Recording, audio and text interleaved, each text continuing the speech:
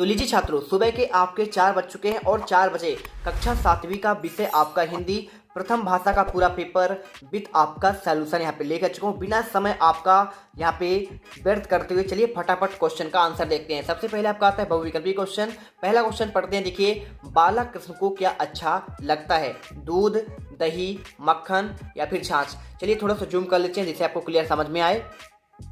देखिए, इसका आपका उत्तर जो हो जाएगा सी नंबर करेक्ट होगा, आपका मक्खन।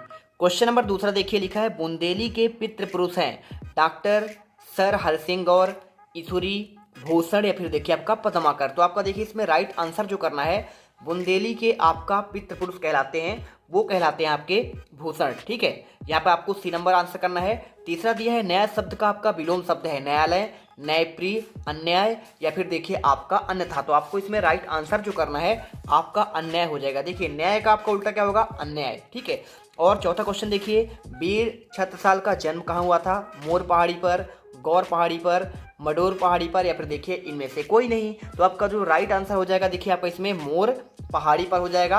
वीडियो अच्छी लगे, दिल से पसंद आए तो वीडियो को लाइक करना, चैनल सब्सक्राइब जरूर करना मेरे प्यारे रसगुल्लो। ठीक है, पांचवा देखिए, अग्रवाल समाज के कितने गोत्र प्रचलित है? 15, 17, 18 या फिर 20? आपका एक नंबर का ये भी है।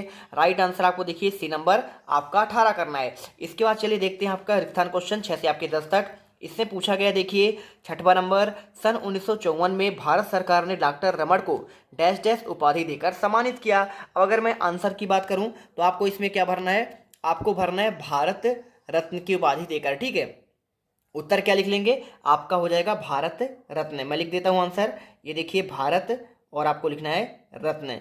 क्वेश्चन देखिए सातवां, कर्मंडे वधिकारत से माँ फलेसु कदर्शन, उपरोक्त बात किसने कहा था? तो आप जानते हैं देखिए ये कहा था आपका श्री कृष्ण ने। ठीक है, आप उत्तर जो है इसमें श्री कृष्ण कर देंगे। अगला देखिए, भारत एक खोज डैश डैश द्वारा लिखी गई प्रसिद्ध पुस्तक है। एक नंबर क्वेश्चन, तो आपका ये हो जाएगा जवाहरलाल नेहरू। ठीक है, हमारे पहले प्रधानमंत्री थे देश के, भारत देश के, जवाहरलाल नेहरू इसमें आंसर कर दीजिएगा। ठीक है, ये देखिए आपका आंसर हो जाएगा। इसके बाद देख लीजिए आपका नेक्स्ट क्वेश्चन नंबर 9, धिन धिन धा धमक धमक पंक्ति में कौन सा आपका अलंकार है? राइट आंसर आपका हो जाएगा देखिए आपका इसमें अनुप्रास अलंकार। ठीक है, ये देखिए आपका आंसर होगा। 10वां देखिए, अष्टांग योग का चौथा अंग कौन सा आपका होता है? इसमें आपका हो जाता है आपका प्राणायाम। तो आपको यहाँ पे जो है आंसर आपको प्राणायाम करना है। क्वेश्चन देखिए आपका आपका अति लघुत्री क्वेश्चन आता है 11 से लेकर आपका 16 तक।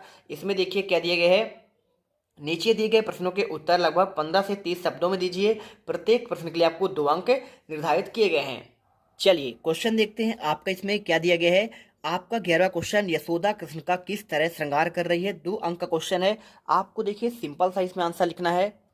आप लिख दीजिएगा, देखिए आपको लिखना है, यशोदा ने कृष्ण के शरीर पर तेल लगा दिया था, आंखों में काजल लगाकर भौहें बना दी थी, उसके माथे पर काला टीका लगा दिया। इस प्रकार वे कृष्ण का श्रृंगार कर रही है। क्वेश्चन देखते हैं आपका देखिए 12वां, डॉक्टर अब्दुल कलाम बच्चों के साथ कैसा व्यवहार करते हैं? उत्तर की अगर मैं बात करूं तो आपको देखिए लिखना है, डॉक्टर अब्दुल कलाम बच्चों के साथ बात करके आनंद की अनुभूति करते हैं।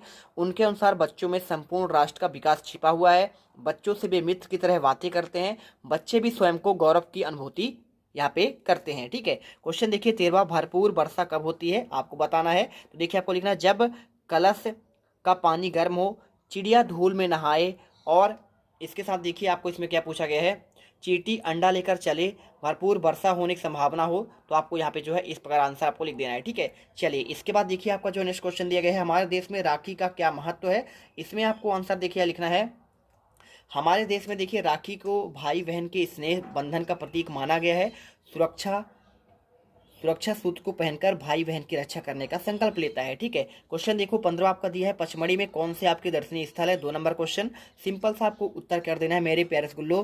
पचमढ़ी में अनेक दर्शनीय स्थल जैसे धूपगढ़, चौरागढ़, महादेव मंदिर, सूर्योदय सूर्यास्त के अनुपम दृश्य दिखाई देते हैं। यहाँ पर स्थित 5 गुफाएं भी पौराणिक महत्व के रखते हैं। ठीक है, 16 क्वेश्चन देख लीजिए क्या दिया गया है, मेरी भावना कविता में कवि ने किन किन पर साम भाव रखने की बात कही है?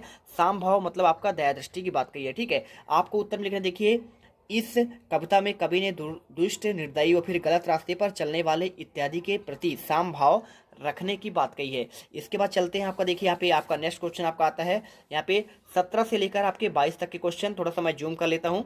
इसे आपको क्लियर समझ में आए। देखिए इसमें आपको दिया गया है 40 से 50 शब्दों में इनके उत्तर देने हैं, 3 अंक आपको देखने को मिलेंगे। 17वां क्वेश्चन, तात्या टोपे के चरित्र की आपको विशेषता बतलानी है। चलिए आपको इसका आंसर प्रोवाइड कराते हैं।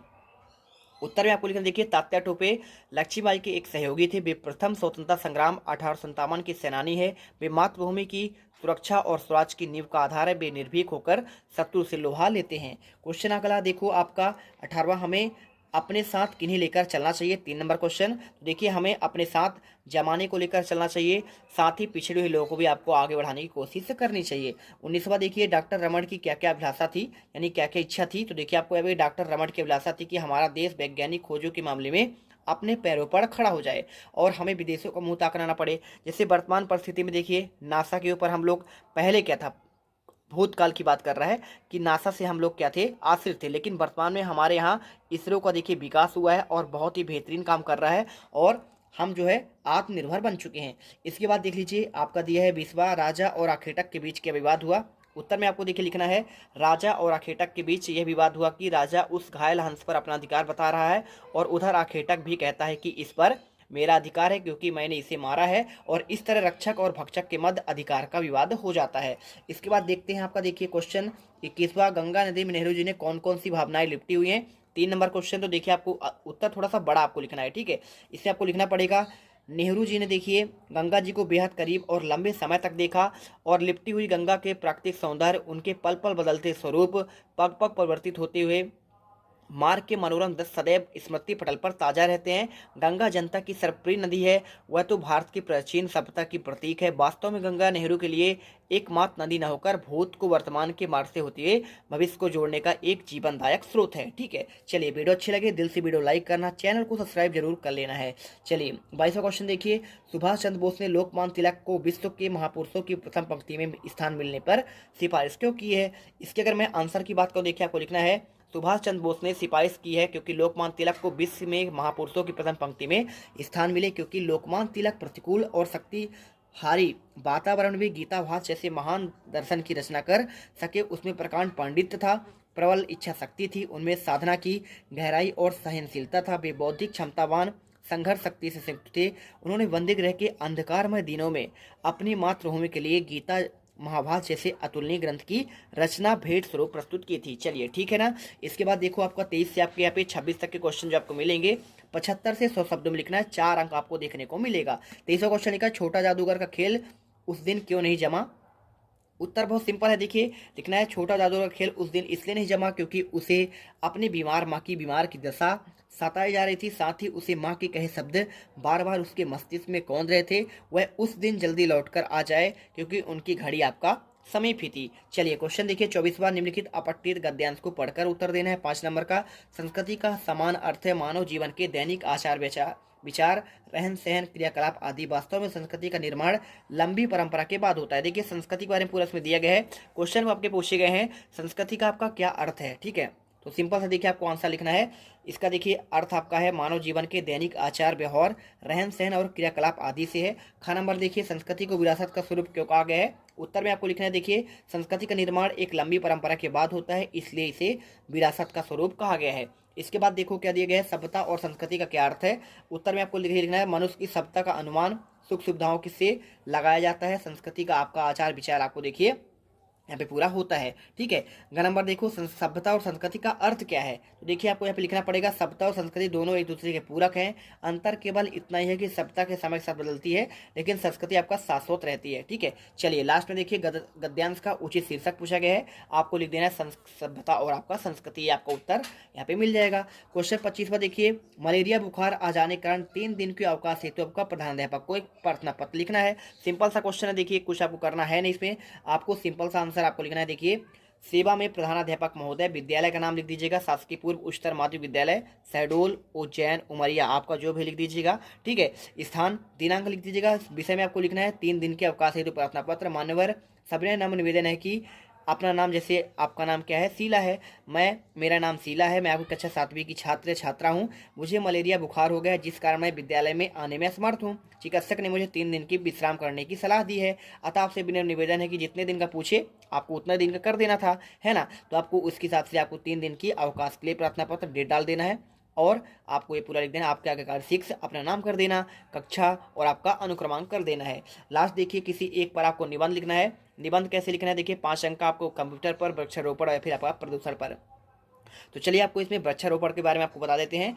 भूमिका को लिखना है, वृक्षारोपण का अर्थ है पेड़ पौधे लगाना, उनका संरक्षण करना। यह हमारे वातावरण को स्वच्छ और सुंदर बनाए रखने का एक प्रमुख साधन है। वृक्ष हमारे जीवन के लिए अनिवार्य है, क्योंकि वे न केवल ऑक्सीजन प्रदान करते हैं बल्कि वातावरण को संतुलित भी करते हैं। वृक्षों का महत्व क्या क्या होता है, देखिए वृक्ष हमारे जीवन में बहुत उपयोगी होते हैं। यह हमें फल फूल, लकड़ी, औषधियाँ, छाया प्रदान करते हैं। साथ में देखिए मिट्टी के कटाव को रोकते हैं, साथ ही कार्बन डाइऑक्साइड अवशोषित करके ऑक्सीजन छोड़ते हैं, जिससे हमारे जीवन का अस्तित्व बना रहता है। देखिए इसकी आवश्यकता क्यों है, आज के समय में तेजी से शहरीकरण और वनों कटाई के कारण पर्यावरण का संतुलन बिगड़ता जा रहा है। ग्लोबल वार्मिंग, बाढ़, सूखा, पर्यावरण देखिए आपका प्रदूषण से समस्या आपका होती है। इन वृक्षों की कमी आपकी होती है, इसलिए आपका अधिक से अधिक वृक्षारोपण करना चाहिए। लाभ आपको लिख देना, देखिए पर्यावरण को शुद्ध और स्वच्छ बनाए रखने के लिए भूमि को उपजाऊ बनाना, जल स्तर को बनाए रखना, वन जीवों को आश्रय प्रदान करना, स्वास्थ्य और जलवायु को संतुलित बनाए रखना। देखिए निष्कर्ष में आपको लिख देना है पूरा, आपको यहाँ देखिए वृक्ष लगाओ और आपका जीवन बचाओ। तो इस प्रकार देखिए हमने पूरे 26 के आंसर दे दिए हैं। फटाफट वीडियो लाइक करो, चैनल को सब्सक्राइब कर लो। इस वीडियो कमेंट बॉक्स पर आपको एक टेलीग्राम का लिंक दिया है, जल्दी से ज्वाइन कर लो। पूरा आपको ये पेपर आपको वहाँ पे प्रोवाइड करा दिया जाएगा। मिलते हैं नेक्स्ट वीडियो पर। जय हिंद, जय भारत। अब तुम लोग गलती से अगर नए हो तो सब्सक्राइब करो, वो जो लाल वाला बटन है उस पर अपने जीजा जी फेंक के मारो या फूफा जी, मुझे नहीं पता, बस क्लिक हो जाना चाहिए। अब मैं भी जा रहा हूं, मुझे मुठिया पेलने जाना है। बाय।